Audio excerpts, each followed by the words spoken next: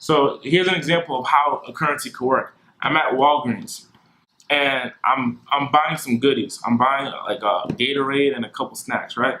And I'm explaining to the salesperson, the clerk, of the 5 different currencies.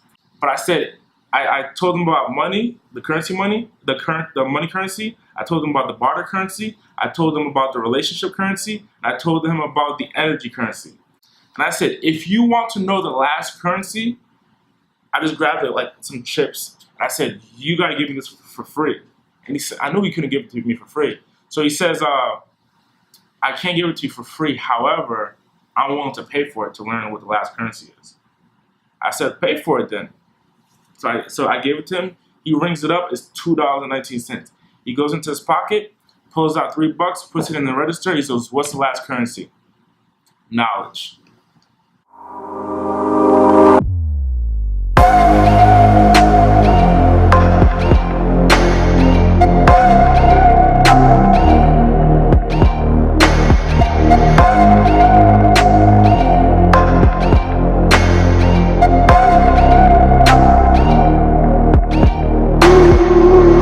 I was gonna use the restroom, and Andy, I told him not to go to the bathroom. I was like, "Dude, where's your restroom?" And you're like, "Nah, man. You do better when you gotta use the restroom." Well, I don't know. We'll see.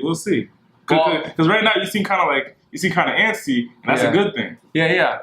I mean, it makes me more interesting, right? Like I'm not like going to sleep. So since I already know you, they get a little flavored of like what you're about, where you came from.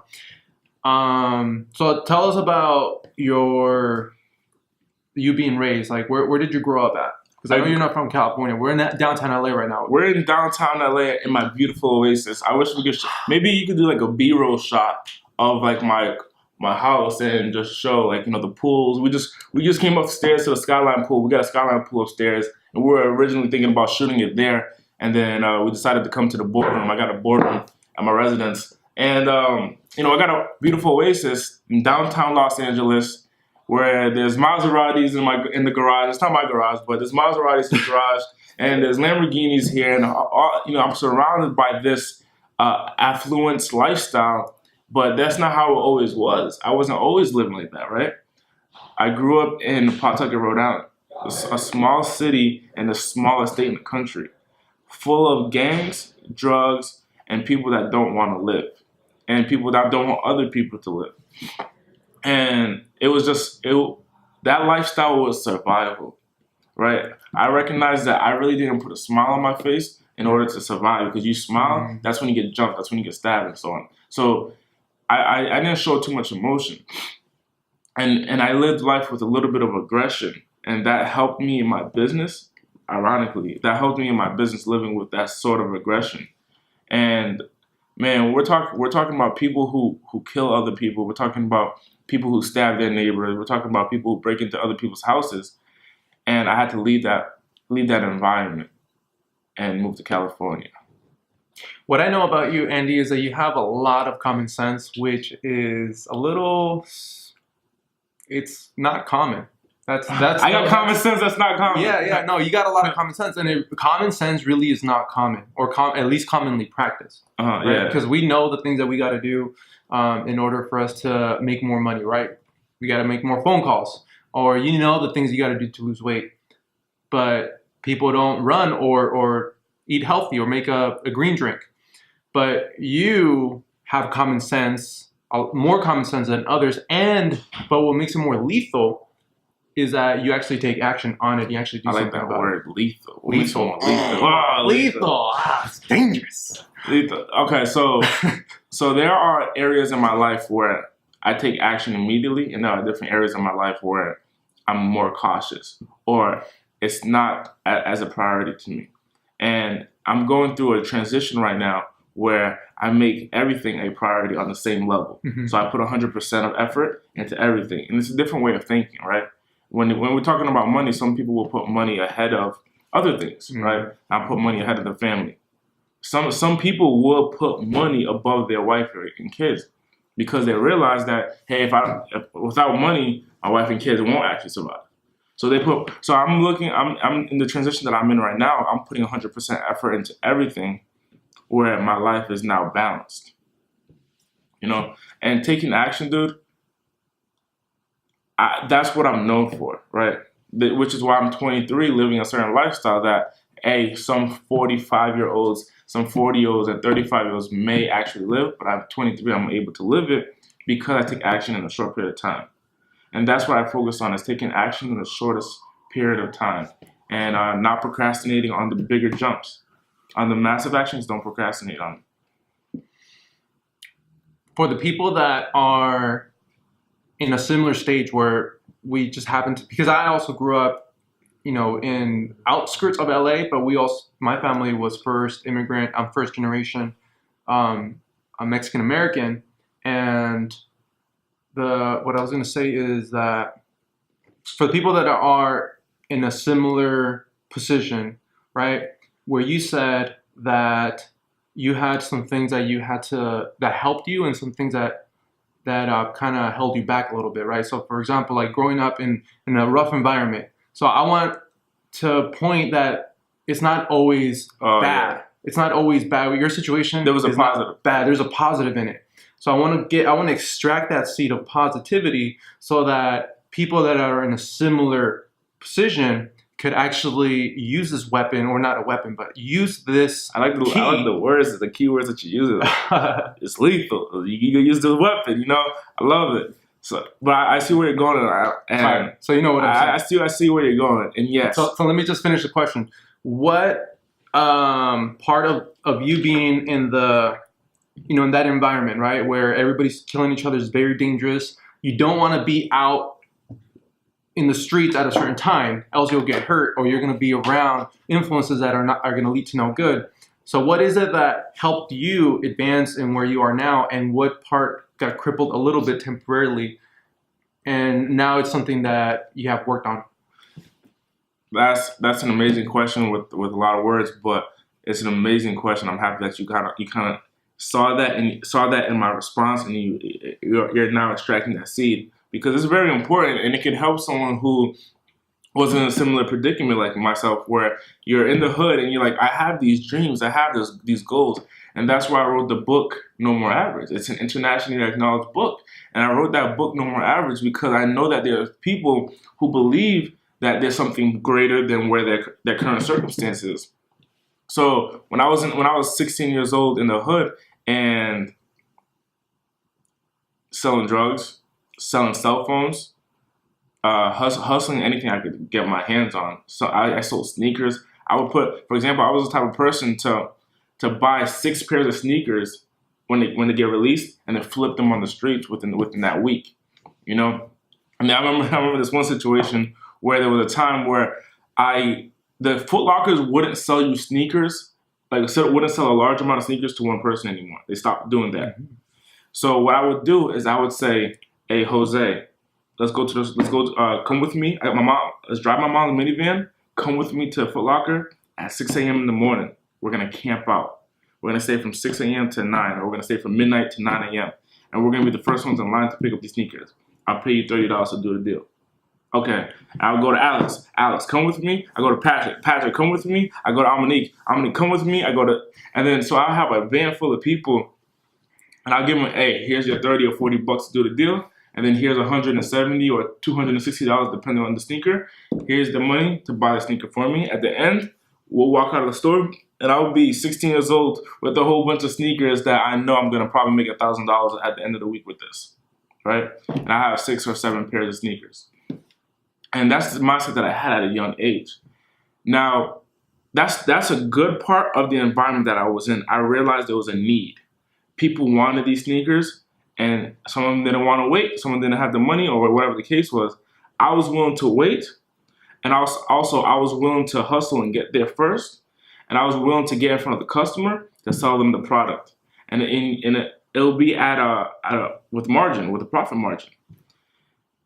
I learned how to hustle in this environment. It's do or die. If you don't make any money, you're fucked. It's do or die. Then also, in this same environment, because you see people getting shot, you see people getting stabbed, and you see the gang violence, I put on this persona of you can't touch me by not smiling. and it became permanent for a while, where it was more natural for me to just be like, just a mean mug and have a mean face than it is to smile. And when I moved to Los Angeles, I recognized that, hey, look, I'm not as personable. Although I have a great charisma, I'm not that personable with people because when I first meet them, I'm not smiling. I'm more like, what's up, man? You know, and typically when you meet someone at a networking event, like when you come to my conference in October 9th and 10th, when you come to my conference, you gotta smile. And when you shake their hand, but I wasn't smiling. So I had to make some shifts. So the good part was I learned how to hustle. Now that helped me in my current business.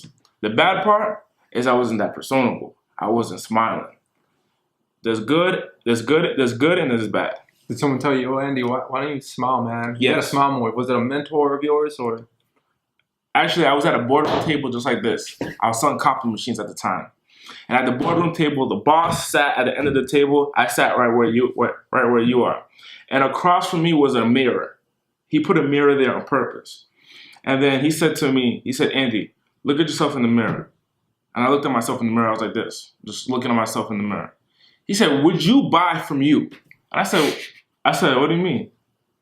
He said, would you look at yourself the way that you're looking and imagine that this person that's in the mirror is selling you a product. Would you buy it? I was like, it depends, da da da da. How about the person's attitude? How about the way that the person looks? I was like, nah, the dude ain't look happy. So why would anyone else buy from you? I was like, oh, shoot. And I remember, now I do business deals where I'm very direct and then I smile at the end. It freaks people out. So I could be like, and I learned that from my mentor. So I could be like, I apply pressure in a business transaction, right? Some of them. Or persistence, where I'm being very persistent and annoying and what is it? They're kind of in a person's face a lot to try to get a deal.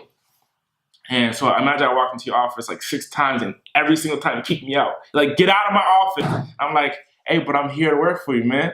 And I smile, man, it pushes. When someone smiles at you, you have all you want to do is smile back. So even though I'm pushing for a deal, I'm being very persistent. I'm in someone's office, they're kicking me out, and I go like this. Come on, man, give me a shot. Naturally, they just want to be like, oh, okay, you smiled. And that's the key. Bro, I didn't know smiling was the key. Plus, my mom paid $5,000 for me to have braces. Obviously, I should smile. Yeah, and smiling is addicting. Try walking across, if someone's about to pass you and you smile at them, it's hard for them not to smile back. Yeah. It's very addicting. Yeah, it's contagious. Yeah. There you go. It's very contagious. That's definite. But even when I first, and it's also very attractive for for the opposite sex. If you're out there dating and you're just smiling a lot, and you paid for braces, which I paid for braces. That was actually the only reason why. You paid out of your pocket? I paid out of my own pocket because I knew that I was attracted to women that had amazing smiles. And I said, in order for me to attract someone with an amazing smile, I have to have braces myself, right? Because like attracts alike. Right. At least similar. How old are you, bro? So I'm 30. Okay. And I got braces, and I actually really enjoyed having braces. But when I smiled, I practiced smiling more when I had braces. And people were always able to see my silver, and I would always call them my bling bling because I was just, it taught me how to keep my teeth clean at all times because they got extra dirty because of the braces. But after I took them off, I smiled more.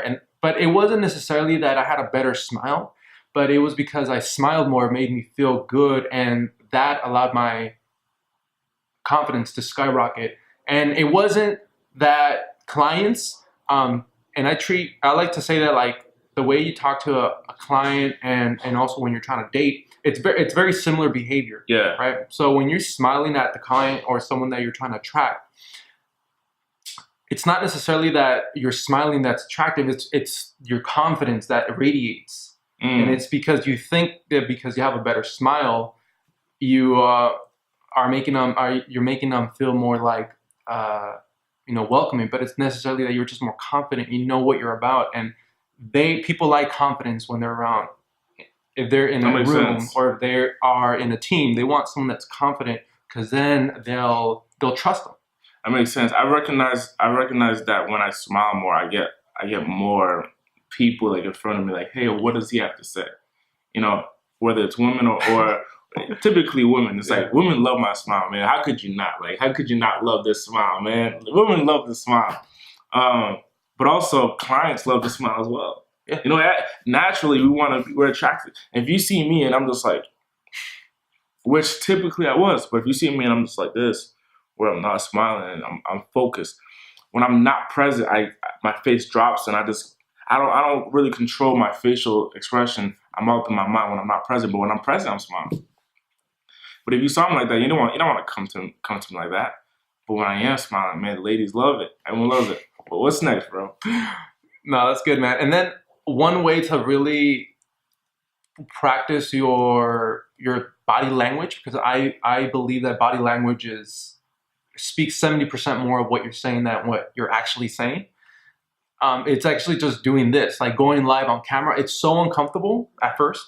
But it teaches you, like, holy smokes, like why is my smile shaky, or why am I looking this way? I don't look confident. I look scared, and it allows you to actually work on your ability to public speak, because it's very similar being on camera and public speaking.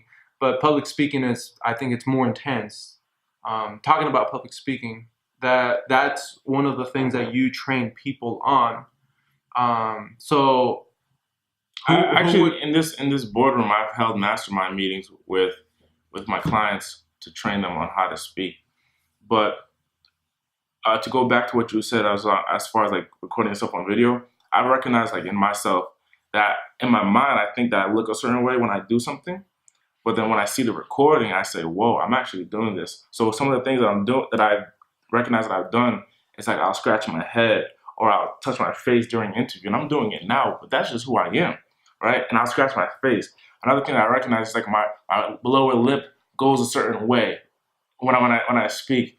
And then, so here's what Donald Trump does. He does an interview and then he watches the video on silent.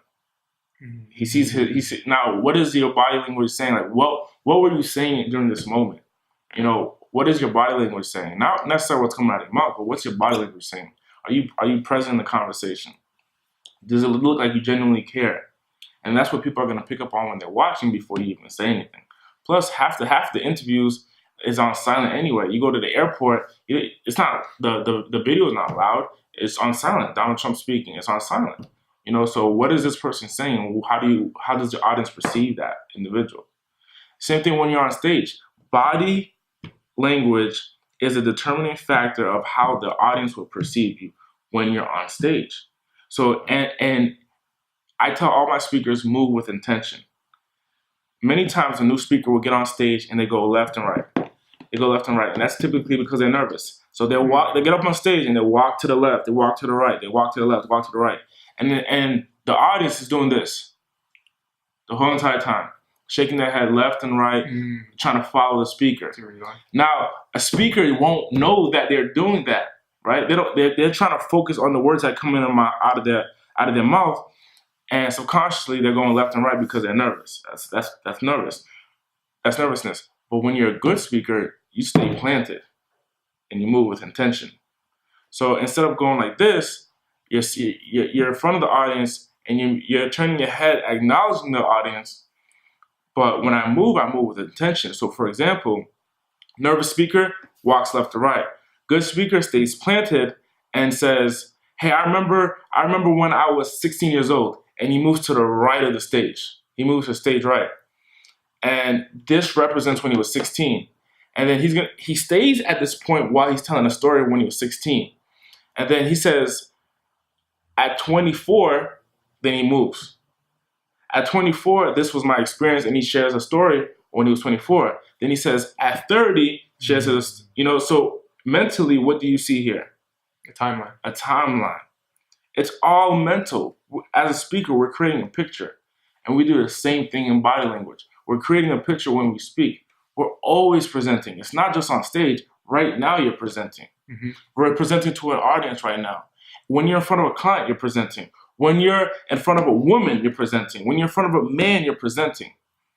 Can you communicate effectively with that individual? And that's what I help people do. I help people communicate effectively to the other person with their body language, with their tonality, and with their confidence. And the reason why you guys should contact and reach Andy if you want to be a professional speaker so that you get paid for it, is also the person that taught him everything that he knows, and that is Mr. Senor Les Brown. Now, I got to say something about Les Brown. And I think everybody that has hit rock bottom or who knows about Les Brown, it's not necessarily because they were in the best time of their life, but that was because I was in the worst time of my life. And that when I was convicted with 3 DUIs, I was facing 1 year of jail time. One more, it would have been a felony. Wow. And that's when I had made a decision. I'm like, that's it. Like, I got to stop. Like, I do have a problem. But it took me 1 year to realize it. I had to keep saying that. Anyways, in the process of me saying no to alcohol and subconsciously making myself believe that I did have a problem, when in the back of my head I kept saying, yeah, right, you're not going to stop drinking.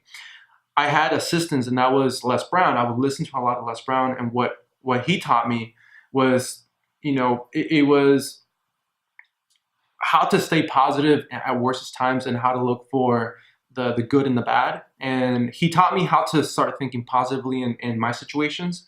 Also, his it was just so much. Like, I would listen to him a lot when I would go to interviews. He like really pumped me up. He taught me how to look at how to have a successful mindset. So, for example, a successful mindset would be like, the people that you hang around with, you ultimately become the average. Which he says, OQP. Yeah, OQP. Only quality people. Only quality people. Okay. Well, he used to say, birds of a feather flock together, right? Yeah. So that was like my favorite thing, because it was like, dang, like all the people that I'm hanging around with are not doing the things that I want to do. Therefore, I gotta change. I gotta stop hanging around with people that want to go out drinking at night. Instead, want to probably go to the gym. I gotta stop hanging around with people. All they want to do is just play video games, and hang out with people that are looking for opportunities to make money and build something. And that allowed me to transform the way I was physically, because that led me to my health. And then also mentally, because after I gained access to my health, I had more energy, and I was able to stay focused and break things that limit us, like alcohol, cigarettes, bad habits, things that are normally seen as sins, right? Like lust, things that are gonna degrade your willpower. So I gotta say that, he had a big part of like my transformation. And thanks. And that is how I have met him and how I was exposed to him. But you have a different story. How did you go about meeting him, reaching out to him, and also having him as your mentor? I'm running on Figueroa Street, and I have a revelation as I was running. I used to listen to rap music while running, and Ace Hood, all this trap rap. And I was running for 22 minutes per mile. That's not good. 22 minutes in a mile. 22, 24 minutes in a mile. And I said, you know what? Let me change from rap to motivation. So I type in motivation. Eric Thomas, Les Brown starts to play. And it talks about getting around positive people and getting the right type of people around you. So I hired a trainer. I trained with that trainer for about 3 to 4 weeks. In that month time frame, I went from 22 minutes per mile down to 8 minutes per mile. The fastest I've ever ran in my life. I'm thinking like, maybe this thing with Les Brown and motivation is working. And while on a run, because I would run on a daily basis on that street, same route. While on a run, I had a vision of me speaking on stage, the same stage with Les Brown. And I said, that'd be dope. And I kept on running. I got back home and I see a Facebook ad. I'm on my laptop, I'm on my kitchen table. I see a Facebook ad, and I says, learn how to speak with Les Brown. And I'm like, shoot, what is this, serendipity or something? So I click on it, I fill in my information. Shortly after, I get a phone call, kitchen table again. Hey, Andy, this is so-and-so from the Les Brown Institute. You want to speak, da-da-da? It's a large investment, $5,000. I'm like, whoa, $5,000 to learn how to speak. Dude, there's another guy that's doing it for $197 a month. $5,000 is a crazy. And he's like, it's a yay or nay. And I'm like, this is my dream. I've never spent more than I never spent $5,000 on anything besides a car, but I'll do it. So I invested my money into working with the Les Brown Institute. Now, with the Les Brown Institute, it's an online platform. It's online courses, right? With a one-day training with Les Brown as a group in front of 300 students. So that's all it was. However, this was a new startup company at the time. So I said, I want to vet your company. So I'm gonna fly to Miami, and I'm gonna see the operation. I want to make sure it's legit. So I get on a plane, fly to Miami, get across the country. I go to the office. I take an Uber to the office from the airport. I'm at the office and I'm checking out the place, talking to the salesperson that sold me the product, and he's giving me a tour of the facility. Guess who happens to walk in that came from Ohio? Les Brown. He walks into the office the same day. He's never there. He's usually never there. Yeah. He just happened to be in Miami. I believe he had a speaking engagement that day. And he walks in. I remember seeing him at the door. And I'm just like starstruck. I'm just like, oh shoot, this is Les Brown in front of me. I've heard your voice for the last, 6 years. I've been hearing your voice. I never saw you in person. And the first thing he does to me, he touches my face. And he's like, young man, you look like me when I was younger. And I was like, whoa. The reason he was touching my face was because I had something white on my face. Mm-hmm. But he said, you look like me when I was younger. And I was like, whoa, this is crazy. Les Brown just told me that I look like him when he was younger. And ever since then, man, he took me under his wing. And I partnered up with his president at the time. And his president, mentor Eric, he mentored me and showed me the ropes of speaking. He showed me the ropes of putting on events. And Les Brown showed me how to speak. So Les Brown shows me how to speak. Eric shows me how to put on events and produce a conference. First of all, that story itself is amazing because you actually took a chance. You did something gutsy that a lot of people are very scared to do, and that is to take money or take their wallet out and invest it. See it as an investment, right? Instead of saying, this is going to cost me. But what I got out of that was a conversation that we actually had prior, and that was, this is something that's in your book, right? So let's talk a little bit about your book. So it's No More Average. Do you have a copy? I don't have a copy, man. You need to hook it up with a copy and sign it too. That's not good, man. You got no copies on? You got to get NoMoreAverageBook.com. That's all you got to NoMoreAverageBook.com. You click sign copy, you get a copy mailed to you instantly. All right, boom. He's gonna hook it up with one right now too. Yeah, okay, we're gonna hook it up. You gotta hook me up with it. Okay. So the conversation that we had was about this exact story that happened that you just explained, was that you are running on, people think that currency is just money, right? Like it's gonna be cash out of my pocket and pay you, but there's multiple forms of currency, and you paid with something different. Did I tell you this? Yeah. So I shared different verses with you? Yeah. So okay. you shared with me that there's four, right? Five? Okay, there's five alternative currencies that if you've mastered, so you got to get the book in order to get the full details of it.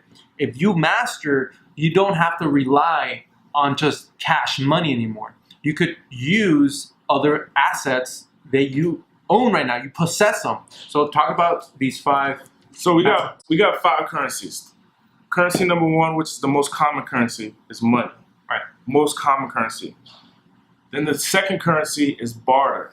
That is product for product or service for service or service for product, where I'm giving you a product for your service. And that's how we lived many, many, many years ago, where I'll trade you a cow for you to plow my lawn or something like that, right?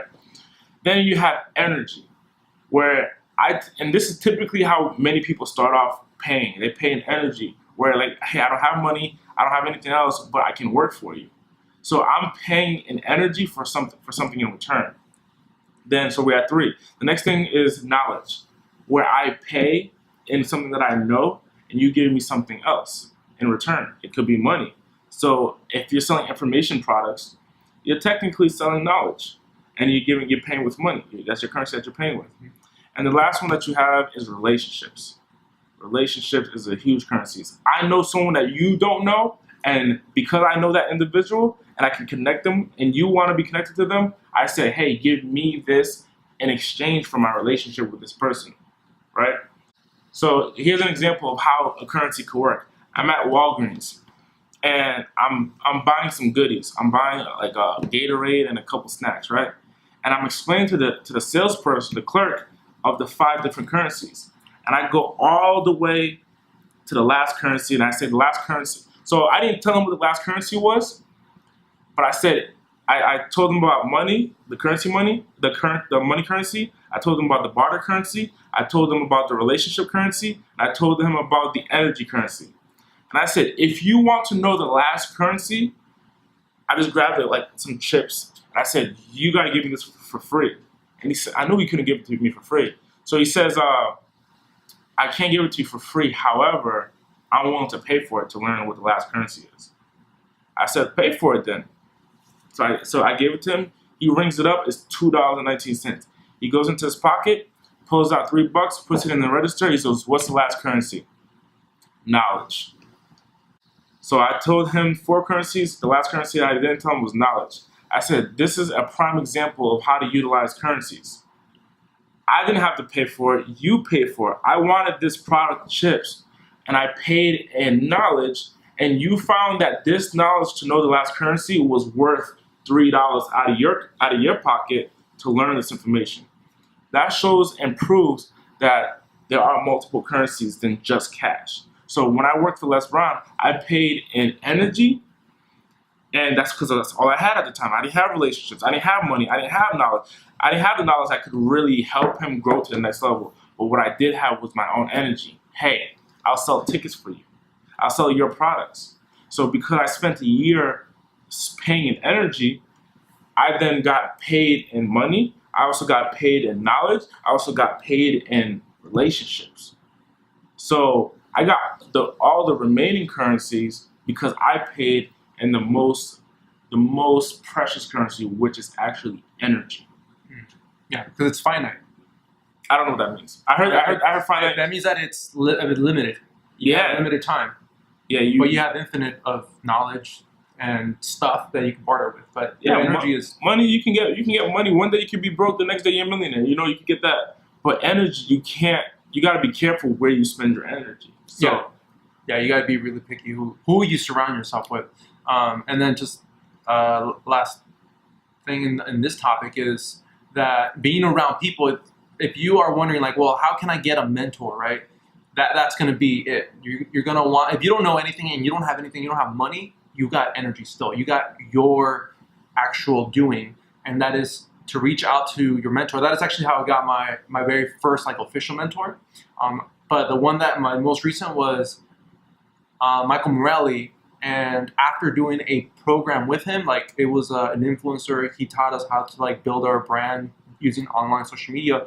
I was still hungry for more, and I said, look, man, I want to implement this now.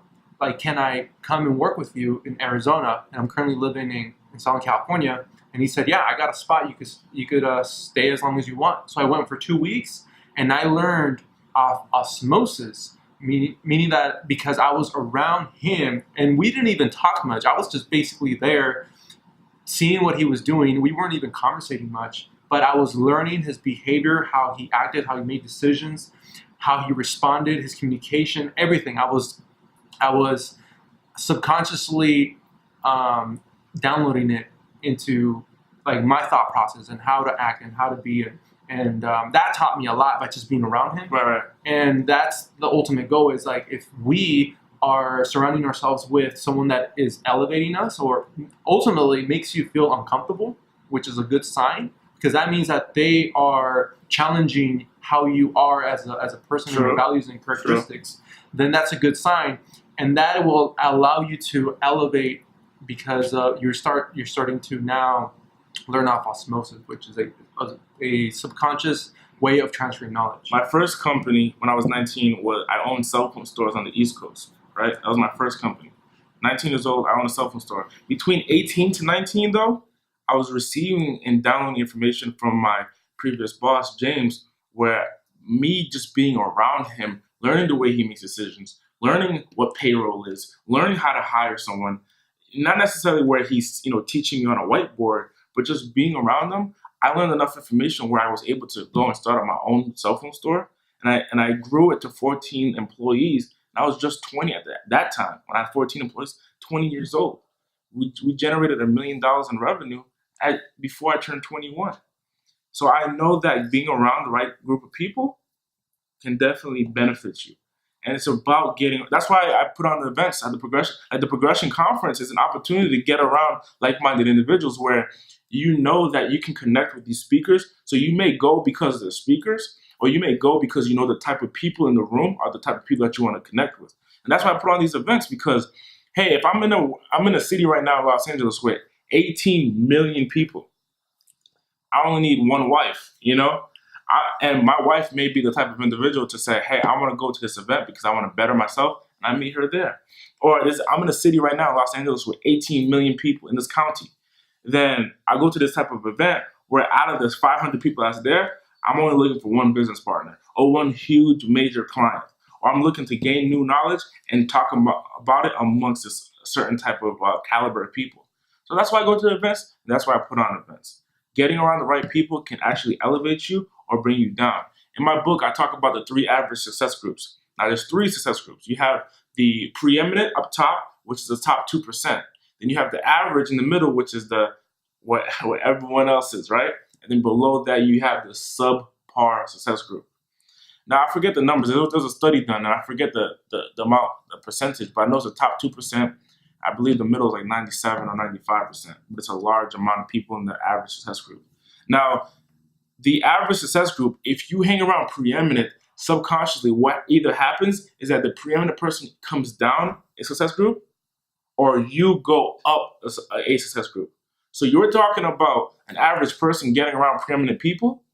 That person goes from the average success group to the preeminent success group. Now, each person in a success group are defined by certain characteristics. And it's the way that they think, the money that they make, the lifestyle that they live is shown in your success group. But it goes to show, man, you hang around with the right people, you're going to go up. I remember the first time I walked into Ty Lopez's house. The second time I walked to Ty Lopez's house, I saw the most money in cash that I've ever seen in my life. The most money there. Cash, on the table. They were counting. We went to go play basketball, and they're counting the cash, and I'm just like, yo, that's the most cash I've ever seen. I've seen bank accounts, like, okay, with 8 figures, but it's just a digit. It's like paint, paint or Photoshop. You can add that stuff. But I saw the most cash hanging around Ty Lopez's house. So what does that do for me? Getting around higher people, higher like-minded people, your standard starts to change. So when I was on the East Coast, the standard was to have a car in the late 90s. You got a car that's a 99. Yeah, that's the standard. You get a car that's year 2000 and it's 15 years old. That's standard. Your income bracket, making $4,000 a month, making $3,000 a month, making $2,000 a month on the East Coast where I was from, that's standard. If you make $4,000 a month where I was from, you're balling. Now, I come to Los Angeles, $4,000, you can't survive. $4,000, you're over here like, hey, can I borrow, $10 for, but you make $48,000 a year. You make $50,000 a year and you're asking for pennies. The car, I just went out and purchased a new car. That car that you saw this morning, just purchased it yesterday. Now, because my surrounding is showing me that there's a different standard of living. So if you want to be with the in crowd, and yes, we're all trying to fit in. Stop with the BS of, I'm trying to stand out. Of course, in our own minds, we are the elephant in the room. But we're all trying to fit in somewhere. Either you're trying to fit in to the preeminent group, you're trying to fit in with the CEOs, you're trying to fit in with the boss babes, you're trying to fit in with the trainers, with the personal trainers, you're trying to fit in somewhere. So in my area, look, my house is beautiful. I live, this is a beautiful lifestyle, and I wish I could flip the camera around to show you, but it's beautiful, and I'm blessed, and I'm grateful, but the standard has changed. From being over here, from $4,000 a month with a 15-year-old car, to hey, you make $100,000, dude, you're still broke. You make 10 grand a month, you're single, okay, you're getting somewhere, but you're still broke. You need to elevate.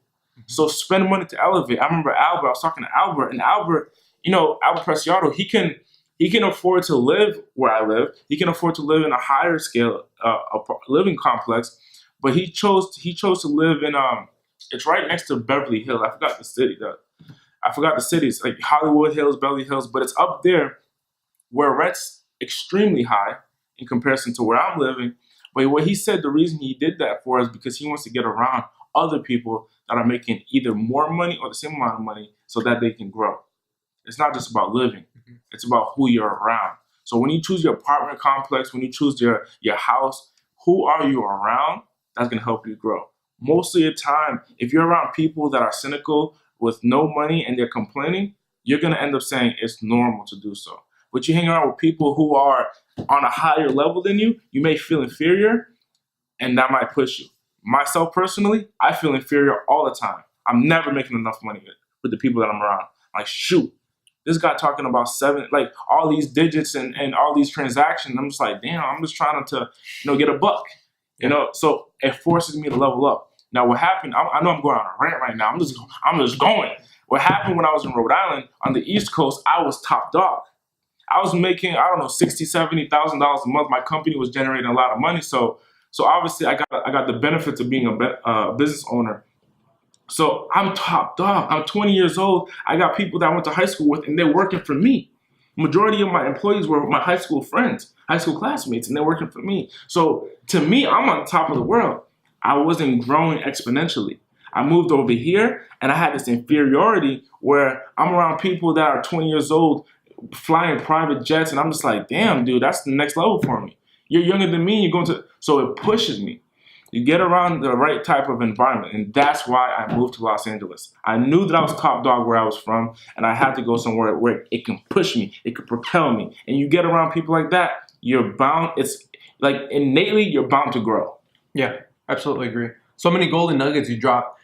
A couple of them I'll just summarize. One of them is, just being around that environment. One is the reason why I went from podcasting over just digital and to going live, how we're doing it now, is because I'm learning a lot more from you by using your body language, the way you're talking to me and the way we're interacting. There's certain things that I can't learn by just listening to you or watching you on video. Yeah. That's one big aspect. And don't be cheap if you're just watching YouTube videos. Go live to the events. That is a big aspect of it.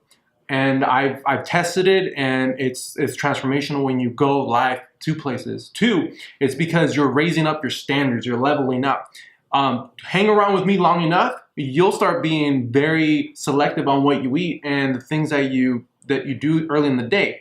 You for sure will start working out. You for sure will start making better, healthier decisions. And you for sure start feeling better and looking better because you are around me and I'm making you feel uncomfortable. Therefore, you're making different choices. Same thing comes around with not only health, but with wealth, when it comes to spirituality, when it comes to your connection. So it hits a lot of circles. And yeah, man, that's also the reason why I also moved to San Diego. I mean, I am. Where you originally from? You were raised in LA. Outskirts of LA, yeah. So by Rancho Cucamonga, a little city called Montclair.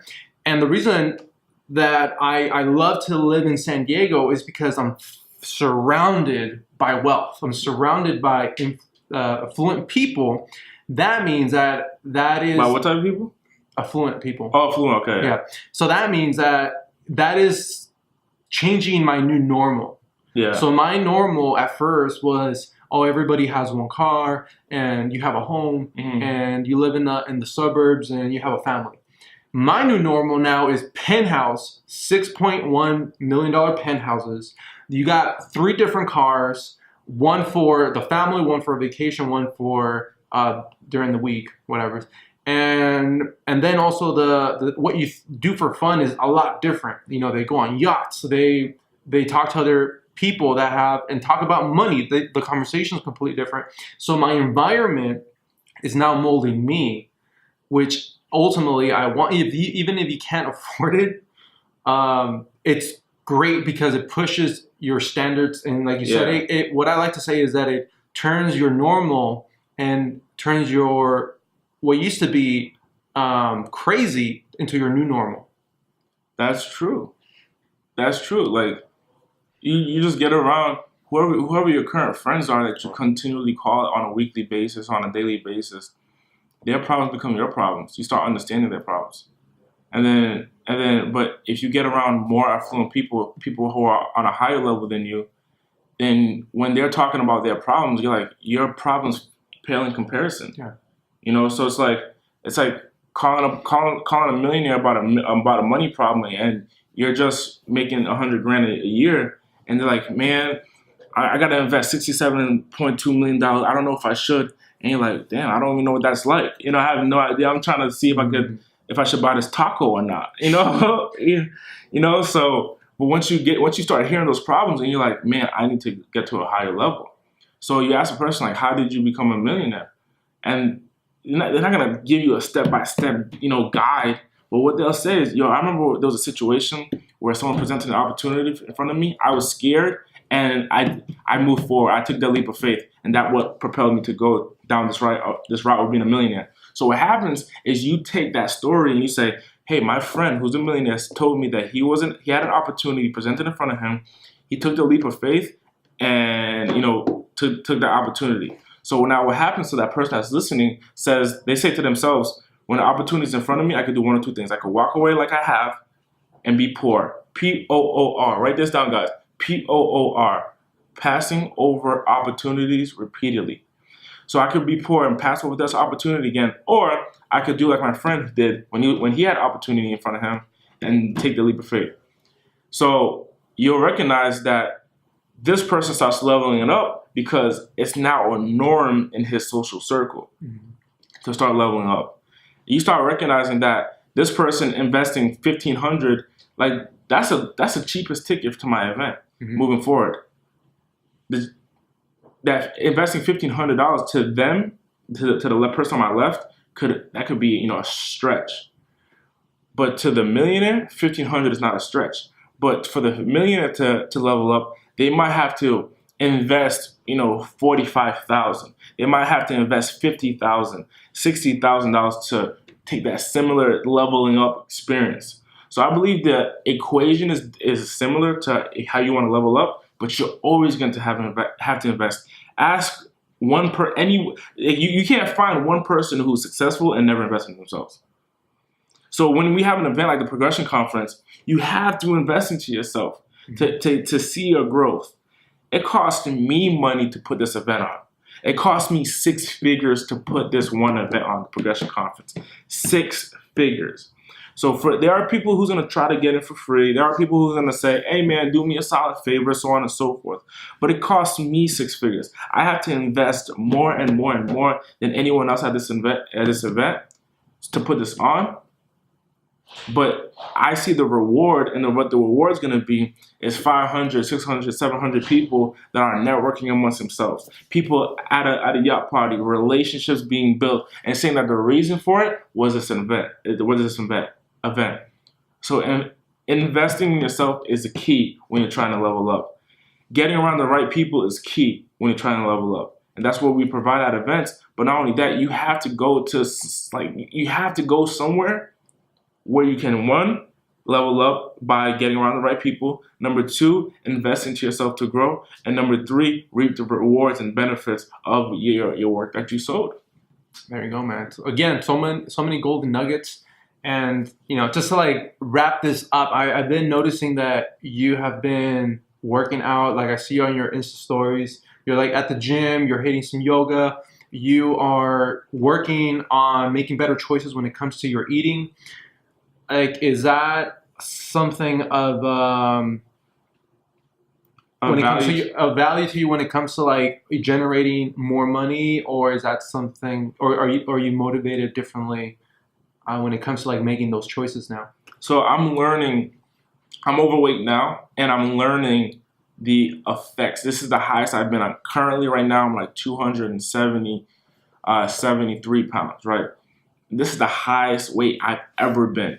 I got a bigger chest, got a bigger gut, got the double chin, the whole 9 yards. However, what I do know is that when I And you could look me up if you can't see me. Look me up, Andy Audate, Audate, AndyAudate.com. So you can see me for the podcast listeners.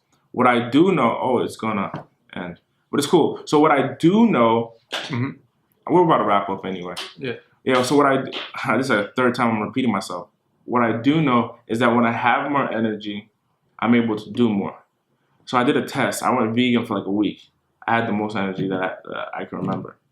And so now I changed my eating habits recently. I changed my eating habits to eat vegetables, white rice, and chicken and broccoli, all clean. No butter, none of that stuff. It's very clean food.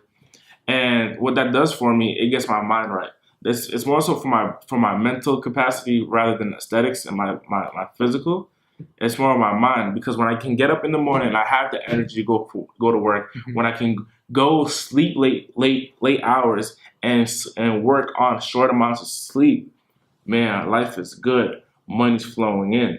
So, for example, 2 nights ago, I had 4 hours of sleep, and I worked for a whole 20 hours, and it was wonderful. I went to bed like, damn, I could do this more often. And I remember something. I read a book by Donald Trump, and Donald Trump says that in that book that he went, like, How to Think Like a Millionaire is the book's name. How to Think Like a Billionaire. And what he said, he goes to sleep at 1 o'clock, wakes up at 4, wakes up at 5. So he's only sleeping he only has 4 hours of rest, but he's doing it on a regular basis. So it has to be what he's consuming to give him that much energy. So do you believe there's a correlation between your health and your wealth? Oh, 100%.